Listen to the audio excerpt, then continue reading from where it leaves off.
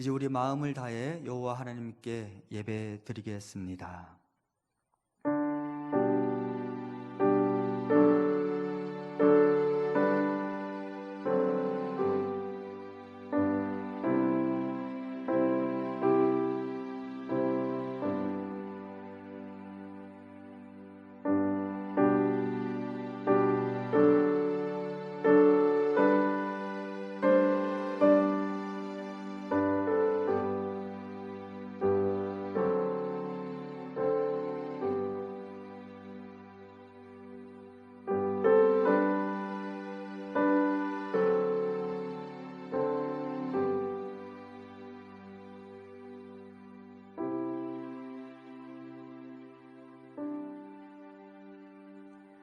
거룩하신 여호와 하나님, 코로나 위기 속에서 온라인 예배를 드린 지 6번째 주일을 맞이합니다.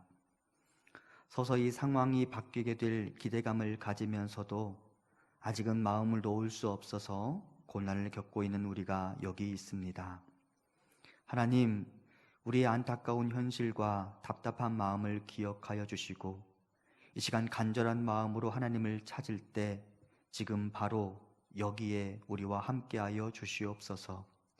우리의 예배를 기뻐 받아주시고 오늘 우리의 예배의 자리 가운데 함께하여 주시옵소서. 하나님을 간절히 사모합니다. 주 하나님 여기 임하여 주시옵소서. 예수님 이름으로 기원하옵나이다. 아멘. 사도신경으로 신앙을 고백합니다. 나는 전능하신 아버지 하나님 천지의 창조주를 믿습니다. 나는 그의 유일하신 아들 우리 주 예수 그리스도를 믿습니다. 그는 성령으로 잉태되어 동정녀 마리아에게서 나시고 본디오 빌라도에게 고난을 받아 십자가에 못 박혀 죽으시고 장사된 지 사흘 만에 죽은 자 가운데서 다시 살아나셨으며 하늘에 오르시어 전능하신 아버지 하나님 우편에 앉아 계시다가 거기로부터 살아있는 자와 죽은 자를 심판하러 오십니다. 나는 성령을 믿으며 거룩한 공교회와 성도의 교제와 죄를 용서받는 것과 몸의 부활과 영생을 믿습니다. 아멘.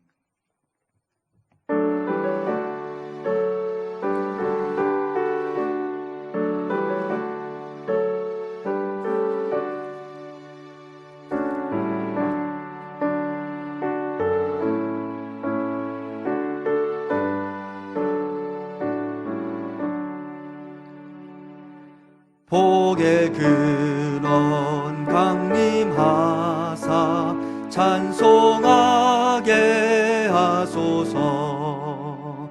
한량 없이 자비하심 증량할 길 없도다. 천사들의 찬송가를 내게 가르치소서. 구속하신 그 사랑을 항상 찬송합니다.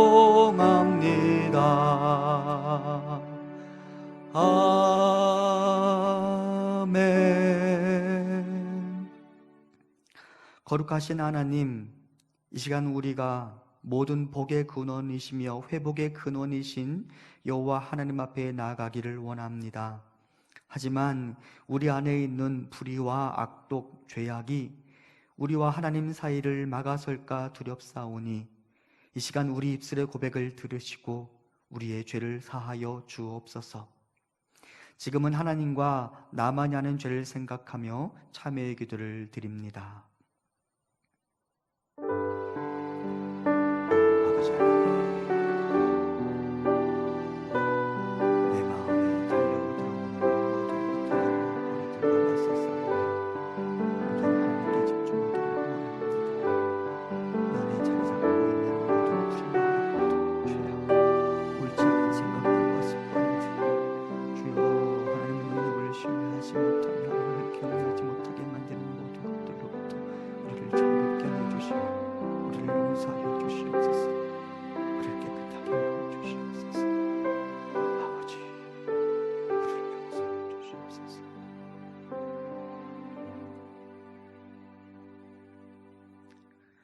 그러므로 이제 그리스도 예수 안에 있는 자에게는 결코 정죄함이 없나니 이는 그리스도 예수 안에 있는 생명의 성령의 법이 죄와 사망의 법에서 너를 해방하였습니다. 아멘. 찬송가 199장 부르겠습니다.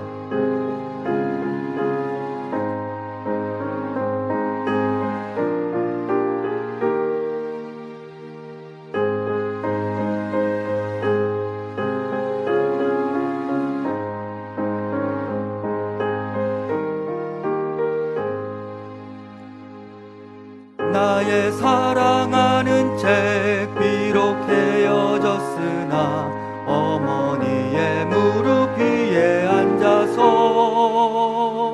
재미있게 듣던 말 그때 일을 지금도 내가 잊지 않고 기억합니다. 귀하고 귀하다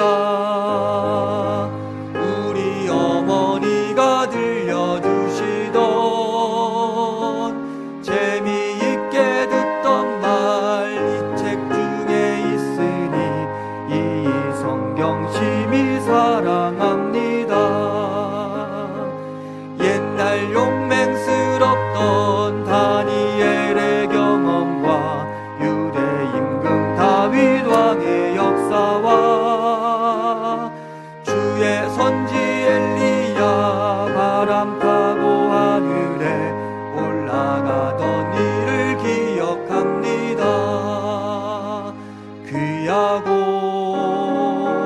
귀하다 어머니가 들려주시던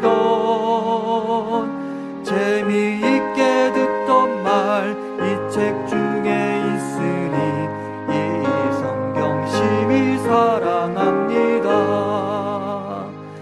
예수 세상 계실 때 많은 고난 당하고 십자가에 달려 죽임 당한 일 어머니가 읽으며 눈물 많이 흘린 것 지금까지 내가 기억합니다.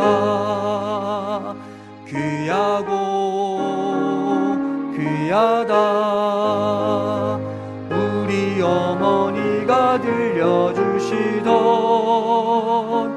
재미있게 듣던 말 이 책 중에 있으니 이 성경 심히 사랑합니다. 그때 일은 지나고 나의 눈에 환하고 어머니의 말씀 기억하면서 나도 시시때때로 성경 말씀 읽으며 주의 뜻을 따라 살려 합니다. 귀하고 귀하다 우리 어머니가 들려주시던 재미있게 듣던 말 이 책 중에 있으니 이 성경 심히 사랑합니다. 아멘. 교회 소식을 나누도록 하겠습니다. 코로나 바이러스의 확산으로 인하여 우리가 온라인 예배로 전환한 지 6번째 주일이 되었습니다. 온라인 예배 조금 낯설고 또 현장에서 누렸던 그런 감동과 은혜들을 누리기 쉽지 않은 것이 사실인 것 같습니다. 그럼에도 또 하나님께 간절히 소망하며 저는 기도하고 있습니다. 우선은 이 코로나 바이러스의 상황이 속히 멈출 수 있도록 기도함과 동시에 우리 성도님들이 가정에서 또는 여러분이 처한 각자의 삶의 자리에서 화면으로 하나님을 대하지만 그 자리가 여러분의 성전이 되고 여러분의 예배의 자리가 되어서 그곳에 하나님의 은혜가 머물 수 있도록 계속해서 기도하고 있습니다. 이것이 우리 성도님들 각자의 기도가 되었으면 좋겠고 또 우리 각자가 이것을 사모하며 전심으로 예배 가운데 나갈 수 있게 되기를 소망합니다. 특별히 이번 주일은 명절을 앞에 두고 있는 주일인데요, 우리가 명절 인사를 이렇게 이 비대면으로 할 수밖에 없는 상황이 조금 안타깝지만 우리가 이 명절을 보내면서 모두가 안전하고 또 모두가 행복한 시간들을 가질 수 있으면 좋겠습니다. 성도님들 각자의 가정에 이 시간만이라도 웃을 수 있는 일들이 많이 일어나면 좋겠고, 이 명절 기간이라도 행복을 경험하며 이 시간들을 보낼 수 있게 되기를 소망합니다. 명절 관계로 2주간 수요일부터 금요일까지의 새벽 기도회와 온라인 성경 공부는 쉬게 됩니다. 그리고 추석 가정 예배를 드리실 분들이 있을 것 같아서 교회 홈페이지 게시판 중 교회 소식 주보란에 추석 가정 예배지 샘플을 게시해 놓았습니다. 그리고 홈페이지에 들어가서 다운받기 어려운 분들이 계실 것 같아서 교회 사무실 앞에 이 추석 가정 예배지를 준비해 놓았으니까 언제든지 들러서 가져가시고 이 명절 기간에 활용해 주셨으면 좋겠습니다. 다른 내용들은 평상시 우리가 온라인 예배 상황과 똑같은 광고 내용이 준비되어 있으니까 여러분들 그것을 참고해 주시기 바랍니다.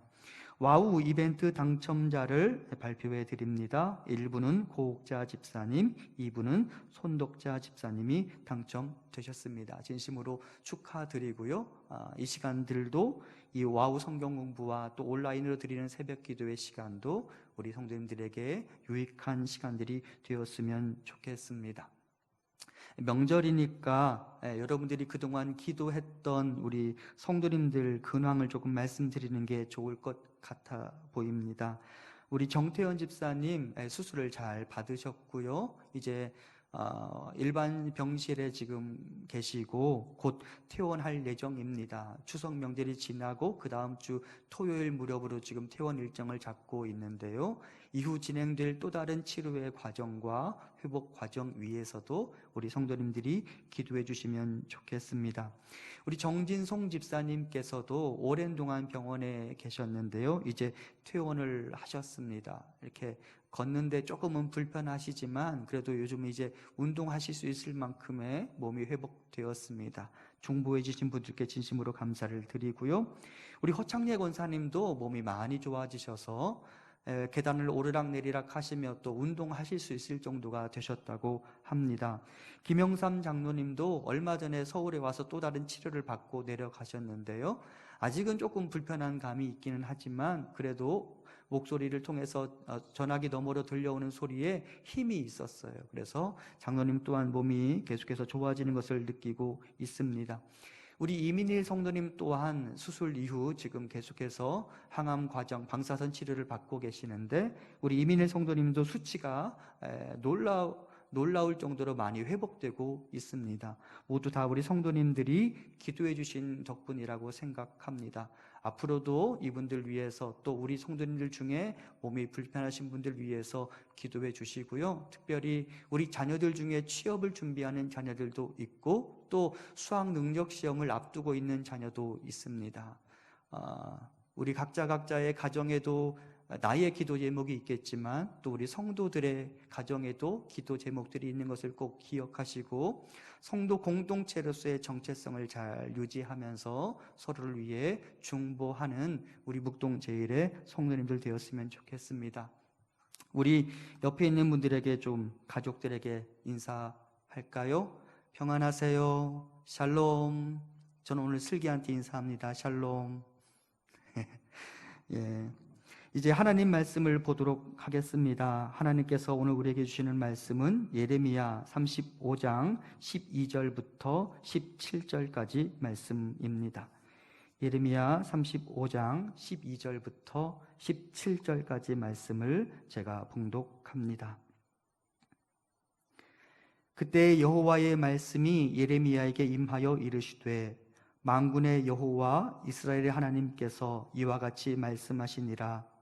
너는 가서 유다 사람들과 예루살렘 주민에게 이르기를 너희가 내 말을 들으며 교훈을 받지 아니하겠느냐. 여호와의 말씀이니라.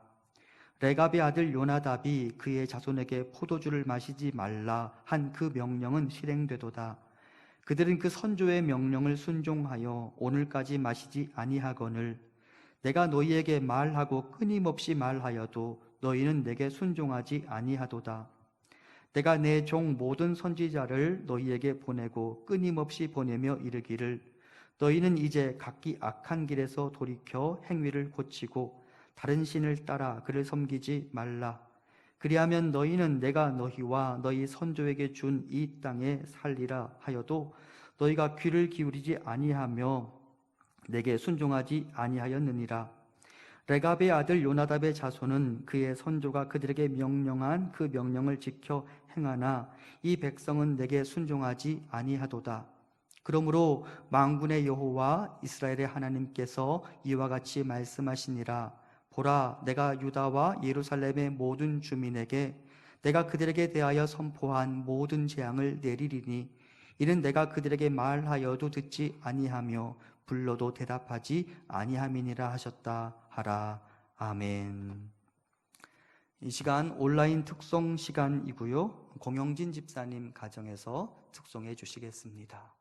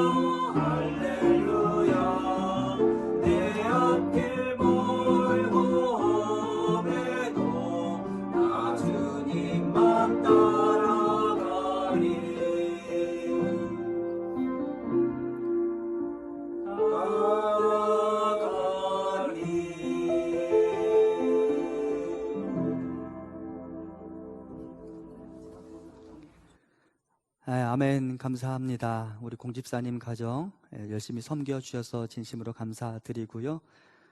제가 반복적으로 말씀드리는 것 같은데 온라인 특송에 참여하는 분들마다 준비하는 데는 조금 어려움이 있을 수 있겠지만 준비하고 나면 이런 기회가 주어진 것에 대해서 저에게 감사를 표현하시더라고요. 그만큼 소중한 또한 각 가정마다의 기억이 되리라고 생각합니다. 제가 계속해서 요즘도 이렇게 섭외하느라고 전화를 드리고 있는데 성도님들 기쁘게 수용해 주시고 또 온라인 특송에도 참여해 주시면 좋겠고 방금 동영상 보다 보니까 그런 생각이 들었습니다. 이 온라인 특송이 랜선 집들이 역할도 하는구나. 우리 공집사님 가정 이사한 곳 많은 분들이 못 가보셨을 텐데 이 기회가 랜선 집들이도 되는구나라는 생각도 들었습니다. 온라인 특송에 참여해 주신 분들께 진심으로 감사를 드립니다. 이제 하나님 말씀을 나누겠습니다. 하나님의 말씀이 예레미야에게 들려왔습니다. 너는 레갑 사람들을 성전 방으로 불러다가 그들에게 포도주를 마시게 하라. 그리고 예레미야는 그 말씀대로 그들을 불러다가 포도주를 대접합니다. 하지만 그때 레갑 사람들에게서 뜻밖의 이야기를 듣게 됩니다. 우리는 레갑의 아들 요나답이 우리에게 명령한 대로 포도주를 마시지 않으며 포도원도 소유하지 않고 집을 소유하지도 않으며 파종도 하지 않고 계속해서 장막에 머물고 있는 사람들입니다. 우리는 선조 요나답의 명령을 지금까지 단 한마디도 어기지 않고 살아오고 있습니다. 물론 지금은 불가피하게 광야 생활을 멈추고 예루살렘에 머물고 있지만 우리는 여건이 허락되기만 하면 다시 광야로 나갈 것입니다. 그러므로 선지자여, 우리는 당신이 우리에게 주시는 포도주를 마실 수 없습니다. 양해를 부탁합니다. 예레미야는 상당히 당황스러웠을 것입니다. 하나님께서 예레미야를 부르시고 레갑 사람들에게 포도주를 대접하라고 하셨는데 그 레갑 사람들이 우리는 포도주를 마시지 않는 사람들입니다라고 말하니까 예레미야가 당황스러웠겠죠. 그리고 그 당황스러운 현장 가운데 하나님의 말씀이 다시 예레미야에게 들려왔습니다. 예레미야야, 레갑 사람들의 삶이 참으로 귀하지 않느냐?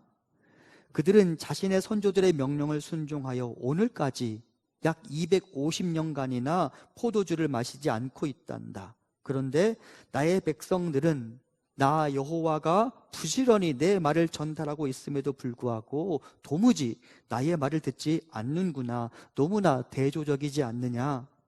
나는 레갑 사람들이 기특하단다. 그리고 나 여호와의 말씀을 듣고도 거부하고 또 거부하는 내 백성들이 너무나 안타깝단다 라고 말씀하십니다. 그리고 레갑 사람들을 예로 들어서 이스라엘 백성들에게 특정한 교훈을 전달하고 계십니다. 오늘은 그 레갑 사람들의 순종을 통하여 하나님께서 우리에게 주시는 메시지를 살펴보려고 합니다. 먼저 하나님은 이 레갑 사람들의 믿음을 인정해 주셨고 그들에게 장수의 복을 약속하셨습니다. 이스라엘에 수많은 사람들이 있었을 텐데 그 중에 믿음의 좋은 예로 레갑 사람들이 뽑힌 것입니다. 마치 사탄에게 욥의 믿음에 대해서 자랑하셨던 것처럼, 그리고 모세에 대하여 이렇게 말씀하셨던 것처럼 이렇게 말씀하셨죠. 이 사람 모세는 온유함이 지면의 모든 사람보다 더하더라 라고 하시며 모세의 믿음이 매우 특별하다라고 그 가치를 인정해 주셨죠. 또한 예수님 또한 종종 특별한 믿음의 사람들을 칭찬하셨는데요, 대표적으로 예수님의 머리에 향유를 부었던 여인에 대해서 이렇게 말씀하셨습니다. 내가 진실로 너희에게 이르노니 온 천하에 어디서든지 이 복음이 전파되는 곳에서는 이 여자가 행한 일도 말하여 그를 기억하리라 하시니라. 그래서 이 여인의 특별한 믿음을 인정해 주셨습니다. 이와 마찬가지로 하나님께서는 250여 년 전 선조들의 명령, 그때부터 들려왔던 선조들의 명령에 순종하고 있는 레갑 사람들을 칭찬하셨습니다. 말씀을 준비하면서 설교자이면서 한 사람의 성도인 제 아내도 소원이 일어났습니다. 에스겔서를 가만히 읽어보면 하나님께서 에스겔을 통하여 이스라엘 역사상 믿음의 사람들이라고 불릴 만한 3명의 사람을 거론하신 적이 있어요. 노아, 다니엘, 욥입니다. 하나님이 그 사람들의 믿음을 매우 특별하게 여기셨죠. 그리고 앞서 우리가 보았던 본문에서 하나님은 모세의 믿음을 특별하게 여기셨고 예수님께서는 자신의 머리에 향유를 부은 여인의 믿음을 특별하게 여기셨죠. 그리고 히브리서 11장에 보면 위대한 믿음의 사람들의 명단이 하나하나 등장하죠. 그리고 제가 이 본문을 보면서 제 안에도 소원이 일어났어요. 나도 하나님이 인정하실 만한 믿음의 사람이 되어보면 좋겠다. 이 세상이 아무리 악할지라도, 이 세상에 하나님을 등지고 살아간다 할지라도 묵동에 있는 저 한 사람 희준이의 믿음은 내가 인정한다라고 하나님이 나에게 말씀하시면 참 좋겠다라는 소원이 제 안에 일어났습니다. 그리고 그렇게 되어보기로 꿈을 꾸게 됩니다. 사실 우리들 대부분은 예수님 믿고 구원받고 천국 가는 것은 좋아하고 그것을 꿈꾸지만, 지금 여기에서 하나님의 백성답게 살아가라는 말씀, 남들보다 더 뛰어난 믿음을 소망해 보자라는 말씀에는 그리 즐거이 반응하지 않습니다. 말씀대로 사는 삶이 쉽지 않기 때문입니다. 그렇죠? 하나님 믿는 삶, 말씀대로 사는 삶 그리 쉽지 않습니다. 하지만 알아야 합니다. 하나님 믿는 삶이 쉽지 않고 재미가 없는 이유는 내가 하나님 안으로 깊숙하게 들어가 본 적이 없기 때문입니다. 여러분, 하나님 안으로 깊숙이 들어가 본 사람은 하나님 믿는 재미, 예수님 믿는 재미, 더 나은 믿음의 단계를 밟아가면 밟아갈수록 하나님께서 먼 나중에 나에게 약속하신 복뿐만 아니라 지금 여기에서 나에게 주시는 복을 경험하게 되어 있어서 더 큰 믿음을 꿈꾸게 되어 있습니다. 그런데 우리가 그것을 소망하고 하나님 안으로 깊숙이 들어가 본 적이 없으니까 믿음의 경계선에서 머뭇하는 것입니다. 적당히 예수님 믿고 천국 가면 그것으로 됐지라고 말하는 것이죠. 하지만 여러분, 곰곰이 생각해 보면 하나님을 믿노라 하면서도 나중에 천국 갈 것에 대한 생각만 가지고 이곳에서 예수님 믿는 즐거움을 놓치고 살아간다면 그 믿음 조금은 불행한 믿음이라 생각합니다. 그러므로 여러분께 이렇게 제안합니다.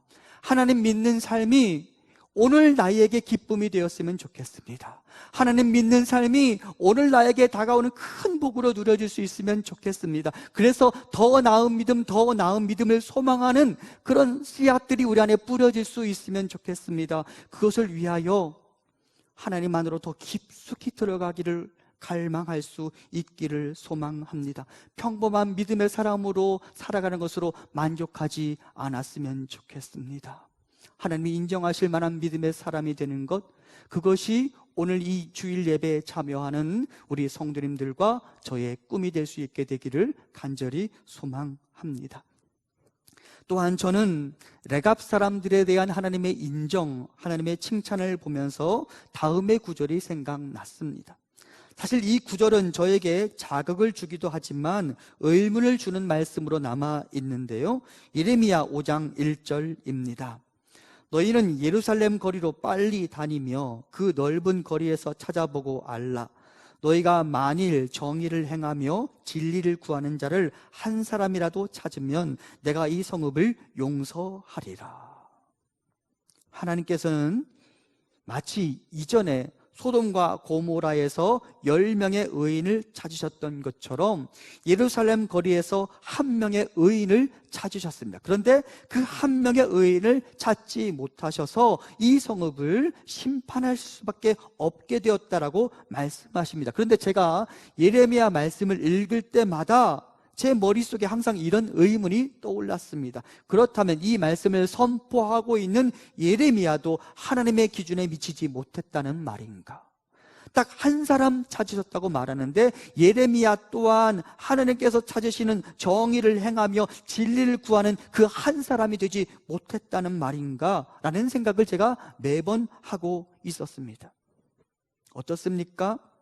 하지만 예레미야서를 가만히 읽어보면 말씀을 전하고 있는 예레미야뿐만 아니라 사실은 숨어있는 믿음의 사람들이 여럿 등장하는 것을 볼 수 있습니다. 오늘 본문에 등장하는 레갑 사람들뿐만 아니라 예레미야의 훌륭한 조력자로 등장하는 바룩이라는 사람, 그리고 나중에 예레미야를 죽음의 위기에서 건져내는 왕궁의 내시 에벳멜렉이라는 사람이 바로 이 부류에 해당됩니다. 그러니까 하나님이 찾으시는 바로 그 의인이 한 명도 없었던 것은 아닌 것 같습니다.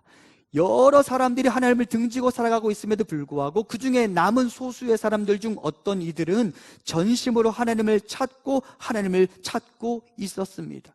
다만 하나님은 한 명의 의인을 찾으셨다고 말하는데 이것은 숫자상으로 한 사람이 없었다는 말이 아니라 이스라엘 전체가 하나님을 외면하고 등지고 살아간 것을 보면서 한 사람이라도 내 말을 좀 듣고 따랐으면 하는 안타까움을 표현하신 것입니다. 그리고 말씀을 이렇게 보자면 이것은 믿음의 길을 걸어가는 사람들 안에 있을 수 있는 영적인 외로움의 문제를 해결해 줍니다. 성경을 보면 영적으로 어둡고 캄캄한 시절, 나 홀로 믿음의 길을 걸어가다가 지쳐버리는 사람들을 만나게 되죠. 대표적으로 엘리야가 그렇습니다. 하지만 그렇게 엘리야가 홀로 있어서 홀로 믿음의 길을 걸어가다가 지쳐 있을 때 하나님께서 이렇게 말씀하셨습니다.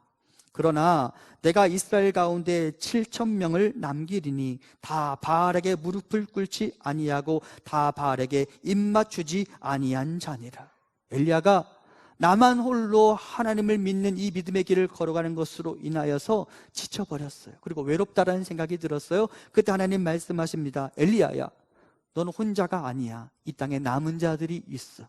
바알에게 무릎 꿇지 않은 7,000명의 사람들이 있단다. 그들도 너와 같은 믿음으로 조국을 위하여 나에게 기도하고 있단다 라고 하나님 말씀하셨습니다. 그것뿐만 아니라 열왕기상 엘리야가 등장하는 그 본문을 가만히 읽어보면 열왕기상 18장에는 믿음의 사람 오바디아라는 사람이 등장하고 그가 위험을 무릅쓰고 하나님의 선지자들을 구원해냈다라고 성경은 증언하고 있습니다. 즉 믿음으로 고난받는 사람이 나 한 사람뿐인 것도 아니며 믿음으로 이 땅을 위하여 중보하고 하나님의 긍휼을 구하는 사람도 나 한 사람만은 아니라고 성경은 우리에게 증언합니다.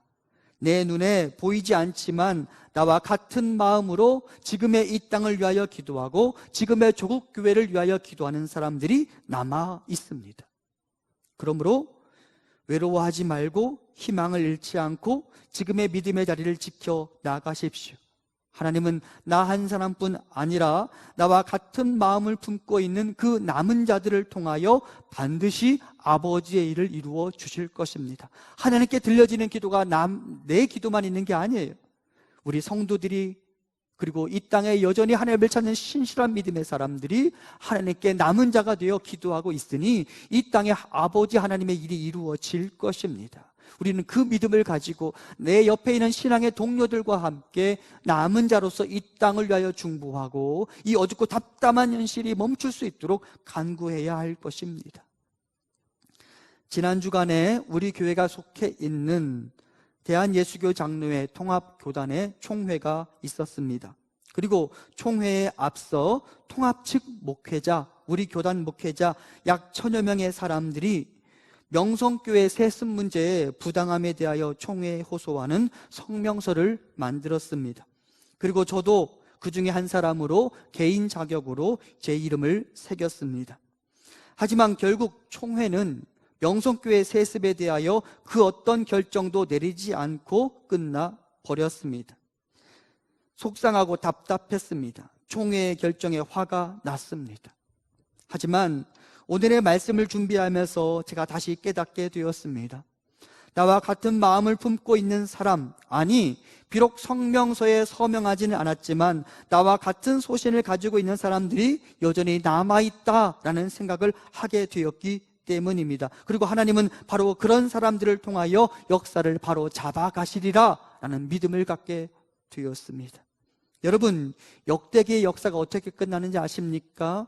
예레미야뿐만 아니라 예레미야 곁에 남아있는 신실한 믿음의 사람들, 그 남은 자들의 기도를 들으시는 하나님께서 이스라엘 왕국의 이야기를 어떻게 끝내는지 아십니까?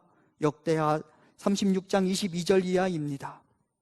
바사의 고레스 왕 원년에 여호와께서 예레미야의 입으로 하신 말씀을 이루시려고 여호와께서 바사의 고레스 왕의 마음을 감동시키시매 그가 온 나라에 공포도 하고 조소도 내려 이르되 바사왕 고레스가 이같이 말하노니 하늘의 신 여호와께서 세상 만국을 내게 주셨고 나에게 명령하여 유다 예루살렘의 성전을 건축하라 하셨나니 너희 중에 그의 백성 된 자는 다 올라갈지어다. 너희 하나님 여호와께서 함께 하시기를 원하노라 하였더라. 이것이 왕들의 역사의 마지막입니다. 하나님께서는 예레미야뿐만 아니라 그와 같은 마음을 품은 하나님의 사람들, 그 남아있는 자들의 믿음을 보시고 그들의 기도를 들으시고 이스라엘의 역사를 멸망 그 자체로 끝내지 않으셨습니다. 하나님의 마음을 품고 남아있던 사람들의 기도를 들으신 것입니다. 그리고 이것이 우리에게 소망이 될 수 있기를 바랍니다. 하나님은 살아계셔서 여러분과 저의 기도, 그리고 우리와 같은 마음을 품고 있는 이 땅의 신실한 믿음의 남은 자들의 기도를 들으시고 반드시 응답하실 것입니다. 우리가 홀로 있다라고 느끼지 마시고 영적인 외로움을 호소하지 마시고 내 옆에 동료 신앙인들이 있으며 여전히 조국을 위하여 이 열방을 위하여 기도하는 믿음의 사람들이 있다는 사실을 기억하시고 이 영적 싸움을 계속해서 잘 달려갈 수 있는 우리가 되기를 소망합니다. 한편 본문에 이 레갑 사람들에게 명령을 내린 요나답이라는 사람이 등장하는데요, 요나답은 아합 왕권을 전복시키고 바알 우상을 척결하는 데 앞장섰던 예후라는 사람을 도와준 인물입니다. 그는 바알이 하나님이라고 주장하던 사람들을 제거하고 이스라엘 안에 순결한 믿음의 회복이 일어나기를 소망하는 사람이었습니다. 그리고 그런 그가 자신의 후손들에게 말합니다. 포도주를 마시지 말라, 집을 짓지 말라, 씨앗을 뿌리지도 말라.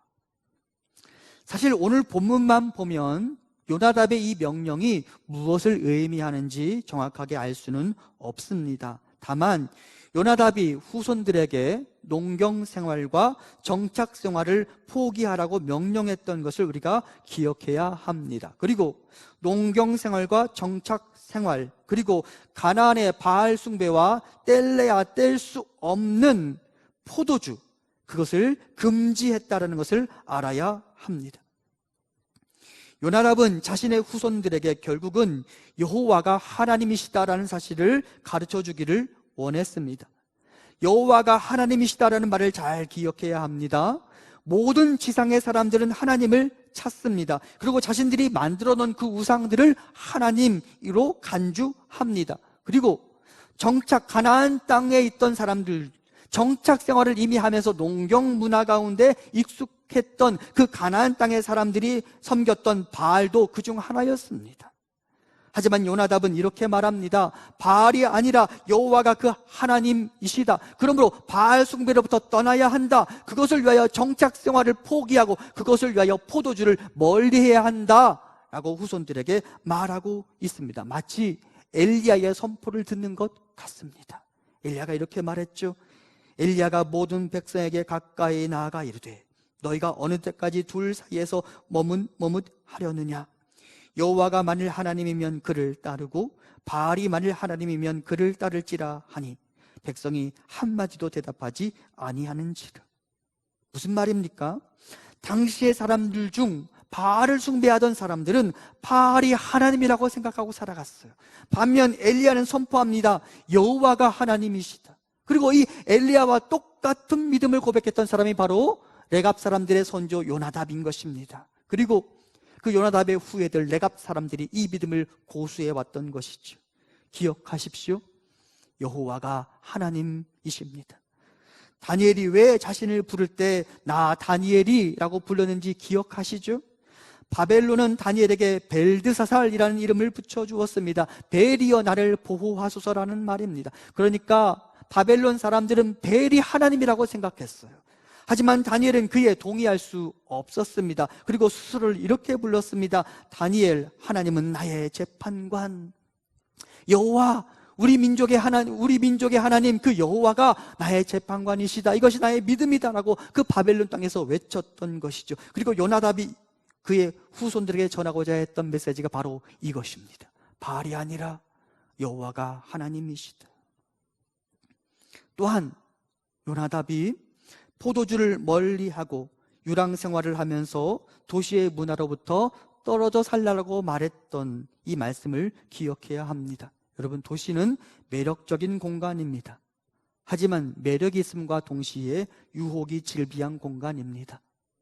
포도주는 우리의 마음을 즐겁게 해줍니다. 하지만 동시에 우리에게 치명적인 위험의 요인이 될 수 있습니다.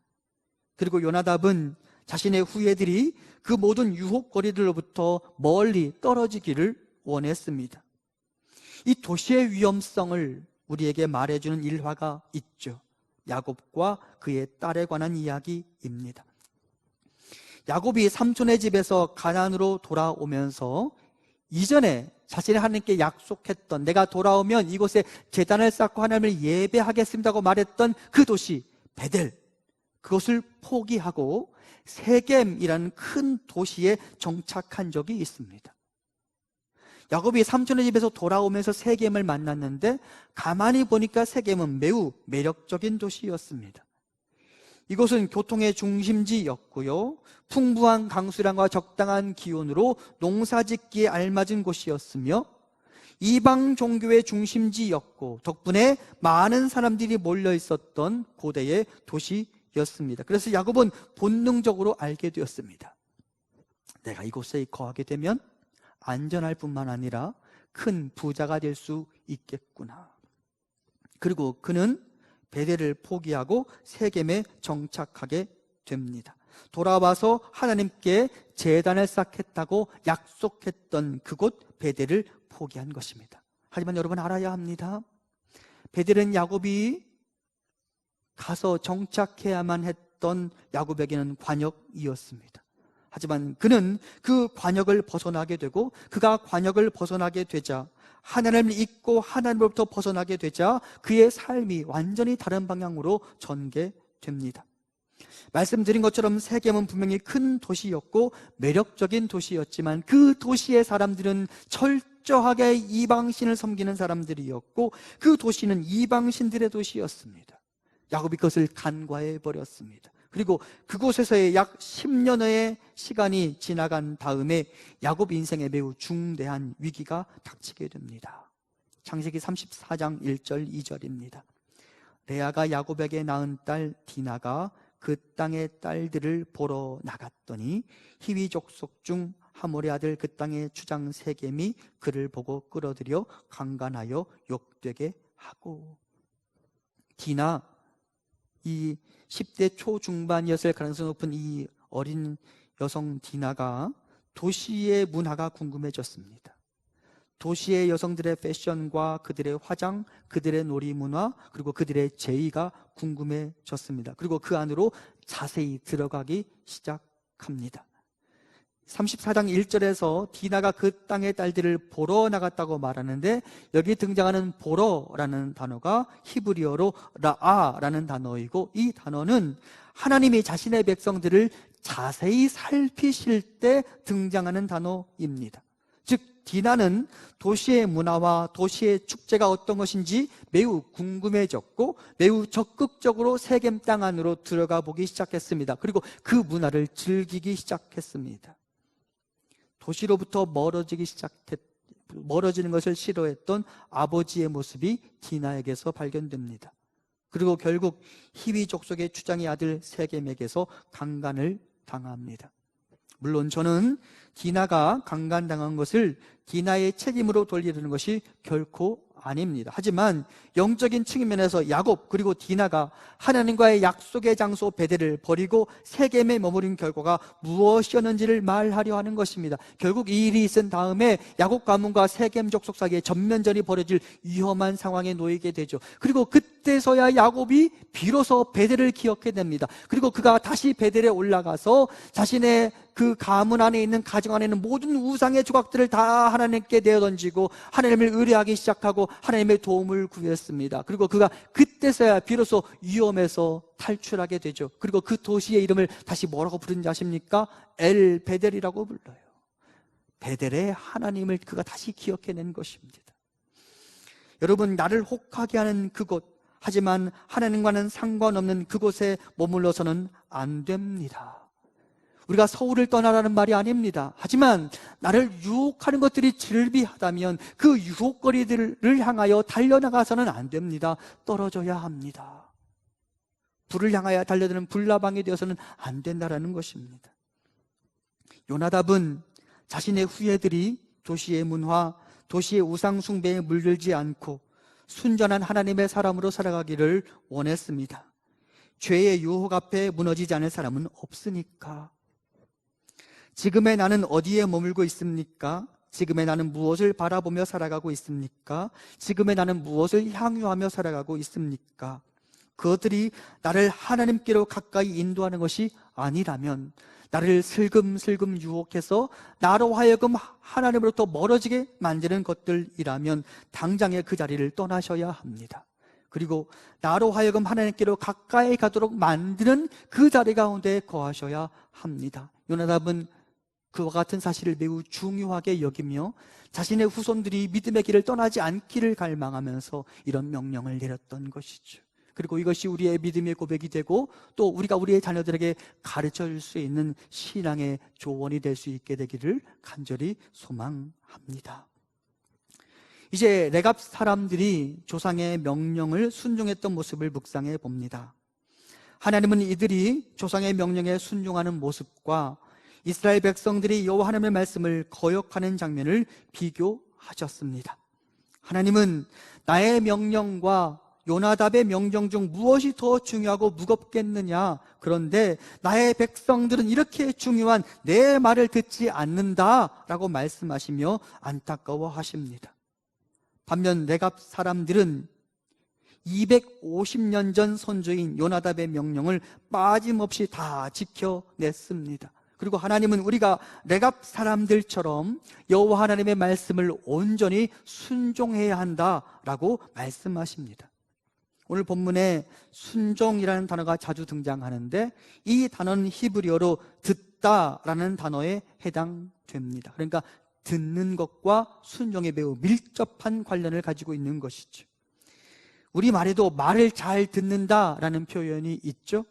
이 말을 잘 듣는다라는 표현은 청각이 발달되었다라는 의미가 아니라 순종을 잘 한다라는 의미로 사용되는 것처럼 히브리어에서도 잘 듣는 것은 잘 순종하는 것으로 이해되었습니다. 따라서 우리가 여호와 하나님의 말씀에 기꺼이 순종하기를 원한다면 하나님의 말씀을 잘 들을 수 있어야 합니다. 잘 듣는 것에서 순종이 나오기 때문입니다. 여러분, 영어로 hear와 listen의 차이를 아십니까? hear는 소리가 아무런 노력 없이 내 귀로 들려오는 것을 말합니다. 지나가는 개가 짖으면 그냥 그 소리가 저절로 내게 들려오는 것이죠. 그게 hear입니다. 반면 listen은 내가 어떤 소리를 듣기 위해 노력을 기울이고 주의 깊게 듣는 것을 의미합니다. 그래서 예전에 여러분 영어 듣기 평가할 때 listen이라는 단어를 쓰지 hear이라는 단어를 쓰지 않았던 것을 기억하실 것입니다. 여러분, listen, 주의 깊게 듣는 것에서 순종이 나옵니다. 그러므로 여러분, 하나님의 말씀에 온전히 순종하기를 원한다면 하나님의 말씀을 경청하셔야 합니다. 흘려듣지 말아야 합니다. 마치 유튜브 동영상을 보듯 텔레비전의 어느 오락 프로그램을 보듯 하나님의 말씀을 흘려들어서는 안 됩니다. 귀를 세우고 마음을 바로잡고 생명과 능력이 흘러나오는 여호와 하나님의 말씀에 집중하셔야 합니다. 그럴 때 나에게 순종의 능력이 흘러들어오는 것입니다. 한편 하나님은 레갑 사람들이 그 부모의 말씀을 잘 지켜내는 것을 보시고 이렇게 말씀하셨습니다. 35장 19절입니다. 그러므로 만군의 여호와 이스라엘의 하나님께서 이와 같이 말씀하시니라. 레갑의 아들 요나답에게서 내 앞에 설 사람이 영원히 끊어지지 아니하리라 하시니라. 그 백성들이 오래 살 것이다. 그 족속이, 그 가문이 오래 살 것이다 라는 말입니다. 마치 10계명의 제5계명을 연상하게 만듭니다. 내 부모를 공경하라. 그러면 네 하나님 여호와가 내게 준 땅에서 내 생명이 길리라. 제가 곰곰이 생각해 보았습니다. 왜 너무나 당연해 보이는 이것이 계명으로 등장한 것일까요? 사람들이 부모를 잘 공경하지 않기 때문이었을 것입니다. 사람들이 부모를 공경하지 않습니다. 그리고 그것으로 자신의 믿음 없음을 고스란히 드러내고 맙니다. 그래서 성경은 여러분 장수와 관련하여 이렇게 말하기도 합니다. 여호와를 경외하면 장수하느니라. 그러나 악인의 수명은 짧아지느니라. 앞서 보았던 출애굽기 말씀과 잠언 말씀을 가만히 생각해 보면 부모를 사랑하는 것과 여호와를 사랑하는 것은 다른 것이 아니라는 말씀을 우리에게 전달하고 있는 것입니다. 장수하기를 원한다면 먼저 여호와를 경외해야 하며 또한 부모를 공경해야 한다고 말하는 것입니다. 이 둘은 별개의 문장이 아닙니다.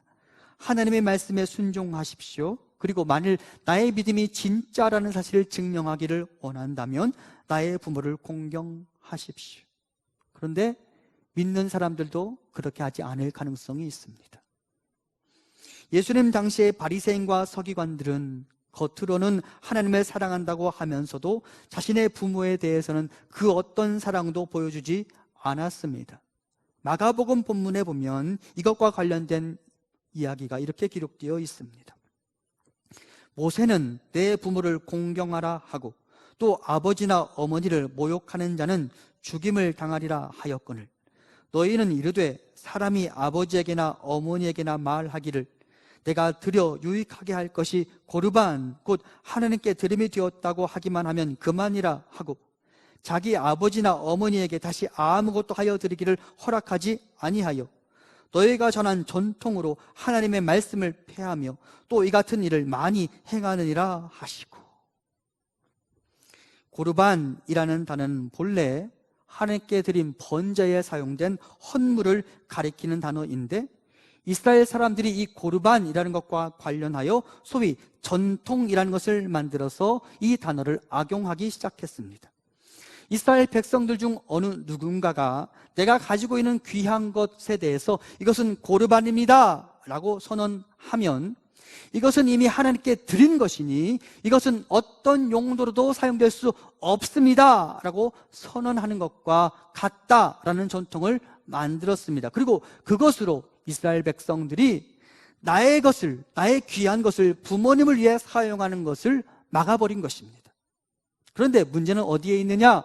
그들이 만들어 놓은 전통에 따르면 내가 이미 고르반입니다 라고 선언했어도 이미 고르반이라고 선언한 나에게 매우 특별한 상황이 일어나면 이 그 고르반에 대한 약속을 취소할 수 있는 전통을 만들어버렸다는 데 문제가 있습니다. 그러니까 이스라엘 백성은 이것을 악용하기 시작했는데 일단 내가 가진 것 중에 귀한 것을 고르반이라고 선언한 다음에 부모를 향하여서는 나에겐 이제 남은 것이 없습니다라고 말하며 부모의 필요를 채워주지 않고 그 다음에 나에게 특별한 상황이 생겼습니다라고 말하며 하나님께 드리기로 약속한 그 고르반에 대한 약속도 스스로 취소해버리는 전통이 생겨버렸고 이스라엘 백성들이 이것을 악용하여서 자기 자신의 유익만을 위하여 살아가기 시작했다는 데 문제가 있었습니다. 그리고 주님은 그들이 만들어놓은 그 전통, 그 탐심으로 만들어진 그 전통,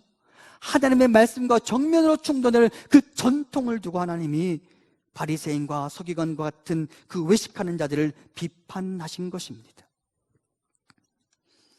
교묘히 전통이라는 것을 만들고 율법을 어기고 하나님의 명령을 거역한 자들을 신랄하게 비판하셨습니다. 사실은 반대로 생각해 보면 이들은 애초에 하나님을 경외함이 없는 자들이었기 때문에 이와 같은 전통을 만들었다고 볼 수 있습니다. 하나님을 향한 경외심 자체가 없었어요. 그러니까 하나님께 드리겠다고 약속해놓고 자기 마음대로 취소할 수 있는 전통을 만들어버린 것이죠. 그리고 하나님을 향한 경외심이 무너져 내리자 율법과 상관없는 전통을 만들고 하나님을 조롱하고 내 부모를 외면해버린 것입니다. 그들은 보이는 부모를 사랑하지 않는 자들이 보이지 않는 하나님을 사랑할 리가 없다는 사실도 스스로 증명해 보이고 말았습니다. 그리고 주님은 그들의 그 나쁜 전통을 신랄하게 비판하셨죠. 정말 하나님을 잘 믿는다라고 할 수 있다면 하나님을 경외함과 동시에 내 부모를 공경해야 한다고 말씀하셨던 것이죠. 오늘 본문에서도 하나님은 이 레갑 사람들의 예를 통해 똑같은 교훈을 우리에게 전하시는 것입니다. 하나님을 경외한다면 내 부모의 말에 순종할 수 있어야 하며 그를 경외할 수 있어야 한다. 그것이 너희가 땅에서 장수하는 비결이 될 것이다. 하나님은 레갑 사람들의 예를 통해 자신의 말을 듣지 않는 이스라엘 백성들에게 일종의 모범 사례를 보여주셨습니다. 그리고 하나님이 부지런히 보내고 보내시는 하나님의 사람들의 말에 순종하라고 하셨습니다. 본문 15절부터 17절입니다. 내가 내 종 모든 선지자를 너희에게 보내고 끊임없이 보내며 이르기를 너희는 이제 각기 악한 길에서 돌이켜 행위를 고치고 다른 신을 따라 그를 섬기지 말라. 그리하면 너희는 내가 너희와 너희 선조에게 준 이 땅에 살리라 하여도 너희가 귀를 기울이지 아니하며 내게 순종하지 아니하였느니라. 레갑의 아들 요나답의 자손은 그의 선조가 그들에게 명령한 그 명령을 지켜 행하나 이 백성은 내게 순종하지 아니하도다. 그러므로 만군의 여호와 이스라엘 하나님께서 이와 같이 말씀하시니라. 보라, 내가 유다와 예루살렘의 모든 주민에게 내가 그들에게 대하여 선포한 모든 재앙을 내리리니 이는 내가 그들에게 말하여도 듣지 아니하며 불러도 대답하지 아니함이니라 하셨다 하라. 하나님의 안타까워하는 소리가 들리십니까? 그리고 무겁고도 무겁게 받아들여져야 하는 이 소리를 여러분들 들으셔야 합니다. 그러므로 이제 여호와 하나님의 말씀에 좀 귀를 기울이시기 바랍니다. Listen 하십시오. 그리고 하나님의 말씀에 온전히 순종하십시오. 오늘도 부지런히 우리에게 말씀하시는 하나님의 말씀에 순종하십시오. 더불어 요나답의 명령의 의미를 생각해 보십시오. 그리고 나를 유혹하는 것들로부터 달아나십시오. 그리고 하나님이 인정하실 만한 믿음의 사람으로 살아가십시오. 하나님 그 사람에게 약속하신 땅에서 잘되고 장수하게 되는 복을 주실 것입니다. 레갑 사람들을 가만히 보니까 우리가 얼마 전까지 살펴보았던 다윗이라는 인물에 대해서 생각하게 되었습니다. 레갑이야말로 한편으로는 이 예레미야가 살던 시절에 하나님께서 인정하시는 이가 근위의 주인공인 것 같아 보였습니다. 그리고 하나님은 그렇게 믿음의 길을 걷는 레갑의 믿음, 레갑 후예들의 믿음을 인정해 주셨고 그들의 길을 지지하셨고 그들에게 복을 약속하셨죠. 이와 같이 오늘 우리가 살아가는 삶의 자리에서 레갑 사람들, 선지인 요나답의 말에 온전히 순종하며 하나님을 경외함과 동시에 내 부모를 공경할 줄 아는 믿음의 길을 걸어갔던 사람들처럼 우리도 그렇게 하나님의 말씀 앞에 온전히 순종하여 이가 근위의 또 다른 주인공이 될 수 있게 되기를 간절히 소망합니다. 기도하겠습니다. 거룩하신 여호와 하나님, 오늘 우리에게 레갑 사람들의 사례를 통하여 우리가 마땅히 걸어가야 할 길에 대해서 말씀해 주셔서 감사합니다. 우리가 하나님을 경외하며 부모를 공경하며 살아가게 하시고 하나님의 말씀에 listen, 주의 깊게 듣고 온전히 순종하게 하시며 우리를 유혹하는 것들로부터 떠나 온전히 하나님만 추구하는 믿음의 사람들이 될 수 있도록 인도하여 주시옵소서. 우리 한 사람 한 사람이 하나님이 인정하실 만한 믿음의 사람들이 될 수 있도록 인도하여 주시옵소서. 예수님 이름으로 기도합니다. 아멘. 찬송가 390장 부릅니다.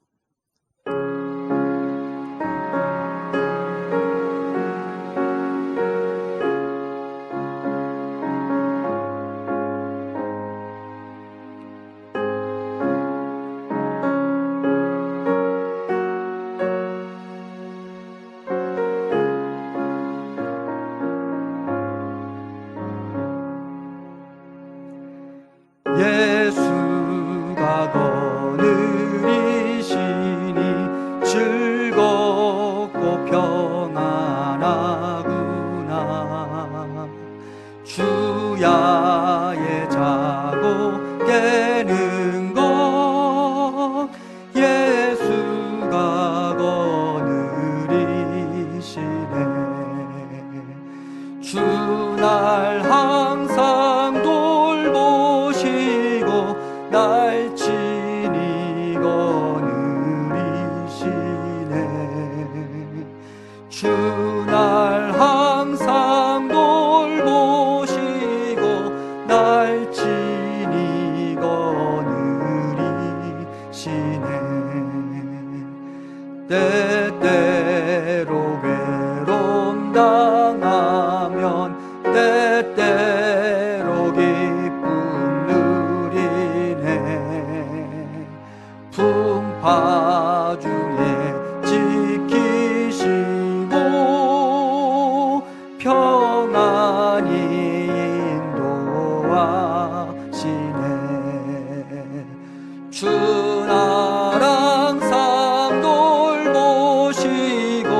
날 친히 거느리시네. 주 날 항상 돌보시고 날 친히 거느리시네.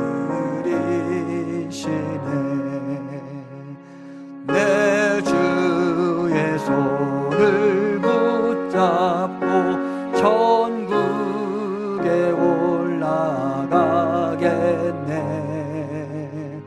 괴로우나 즐거우나 예수가 거느리시네.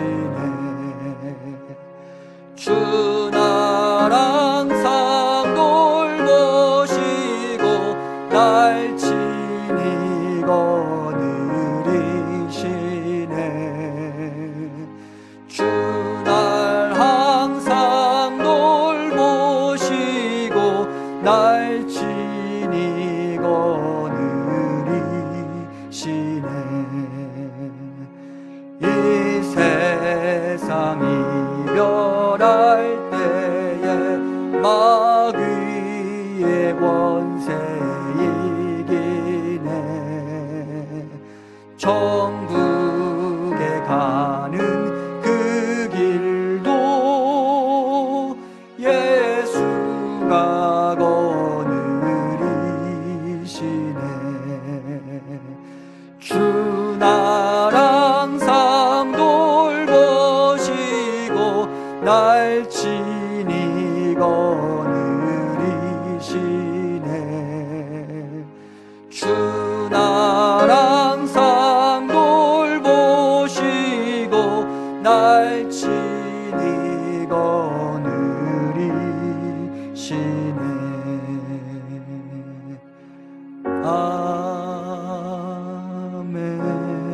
아멘. 이제 하나님께 예물 드리겠습니다.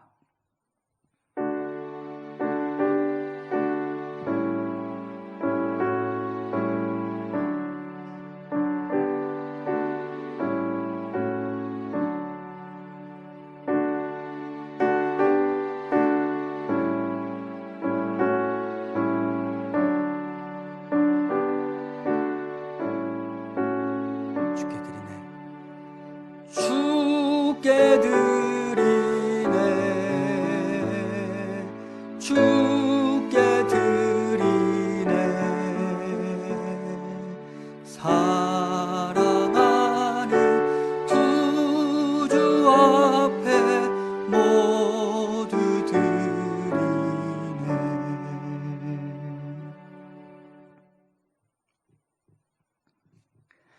온 세상 만물의 주관자이신 여호와 하나님, 오늘도 우리를 예배의 자리에 앉게 하시고 하나님을 찾을 수 있게 하셔서 감사합니다. 분주함과 속상함과 답답함 속에서도 우리가 다른 곳에 시선을 두지 않고 여호와 하나님 한 분을 바라볼 수 있게 하셔서 감사합니다. 하나님, 어떤 이는 병거를 의지하고 어떤 이는 말을 의지한다 해도 우리는 오직 여호와 하나님 한 분을 의지할 것입니다. 하나님에게 인생의 소망을 두고 살아갈 것입니다. 하나님, 우리를 기억하여 주시고 우리 인생 한가운데 내려와 주시고 우리를 구원하여 주시옵소서. 경제적으로 심각한 어려움을 호소하고 몸이 아파서 힘겨움을 호소하고 취업의 문이 열리지 않아서 답답해하는 우리 성도님들이 있습니다. 하나님, 우리를 기억하여 주시옵소서. 우리를 구원하여 주시옵소서. 수학 능력 시험을 앞두고 있는 자녀에게 지혜를 주시고 건강을 주시고 집중력이 흐트러지지 않게 하옵소서. 교회를 지켜주시고 어렵고 힘겨운 시절 하나님을 사랑하고 이웃을 사랑하는 마음으로 전도와 선교 그리고 이웃을 섬기는 일에 소홀해지지 않게 하옵소서. 하나님, 명절을 맞이하여 먼 거리를 이동하는 분도 계시고 댁에 머무시면서 가족들과 함께 시간을 보내는 분들도 계십니다. 우리 모든 묵동제일의 식구들이 안전하게 명절을 보내게 하시고 모든 성도님들이 가족과 만나는 시간들 안에 웃음이 평안이 가득할 수 있도록 인도하옵소서. 혼란스러운 이 나라를 기억하여 주시고 국내의 정치와 경제 그리고 북한과의 관계 코로나에 대한 대처 등의 문제에 여와 야가 하나가 되게 하시고 마음을 하나로 모으게 하시고 하나된 마음으로 이 위기를 이겨나갈 수 있도록 인도하옵소서. 조국 교회가 사회로부터 온갖 비난을 받고 있습니다. 하지만 정작 이 시간을 위기로 인지하지 못하는 분들이 계셔서 교회는 또 다른 비난을 받고 있습니다. 하나님, 조국 교회가 거룩함을 회복하게 하시고 다시 이 사회의 소망이 되고 사회의 위로가 될 수 있도록 인도하옵소서. 이 시간 마음을 모아 예물을 드린 귀한 손길들이 있습니다. 성도님들의 수고와 땀방울 그리고 인내로 빚어진 귀한 예물이 절대 헛된 곳에 사용되지 않게 하시고 드린 분들에게는 하나님부터 오는 귀한 은총을 더하여 주시옵고 드리지 못한 손길들에도 아버지의 특별한 은혜를 베풀어 주시옵소서. 오늘 우리의 예배를 기뻐 받아주시고 우리의 일상의 삶의 예배를 아름답게 흠양하여 주시옵소서. 이제는 우리 주 예수 그리스도의 은혜와 하나님 아버지의 크신 사랑하심과 성령님의 위로 교통하심이 하나님의 말씀을 귀 기울여 듣고 그 말씀에 온전히 순종하여 오늘 내가 거하는 삶의 자리에서 특별한 믿음의 사람으로 인정받기를 소망하는 사랑하는 우리 성도님들과 우리 교회 위에 지금부터 영원토록 함께 있기를 간절히 축원하옵나이다. 아멘.